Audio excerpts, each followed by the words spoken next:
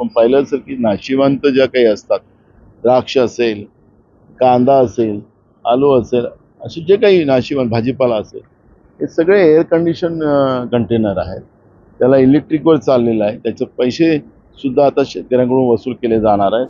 आपण पाहिलं असेल की इराण, इस्रायल आणि अमेरिकेचं युद्ध सुरू झालं. ते युद्ध किती काळ चालेल, नाही चालेल हा बात वेगळा आहे. पण केंद्र सरकार आणि राज्य सरकारनी या पद्धतीचे परिणाम पुढं आपल्याला शेतकऱ्यांना भोगावं लागेल, छोट्या व्यापाऱ्यांना भोगावं लागेल, याची काळजी सरकारनं असली पाहिजे होती. पण नियोजन शून्य असलेलं केंद्रातलं सरकार हे आपल्याला या निमित्तानं पाहायला मिळालं.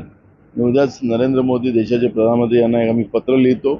त्यांनाही आम्ही ही सगळी परिस्थिती अवगत करतो आणि मोठ्या प्रमाणात हे शेतकऱ्यांचं नुकसान या ठिकाणी झालेलं आहे. त्याची नुकसान भरपाई त्यांनी भरून दिली पाहिजे.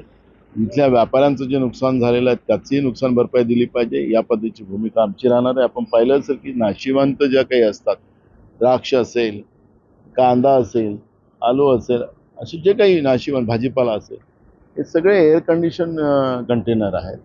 त्याला इलेक्ट्रिकवर चाललेलं आहे. त्याचे पैसे सुद्धा आता शेतकऱ्यांकडून वसूल केले जाणार आहेत.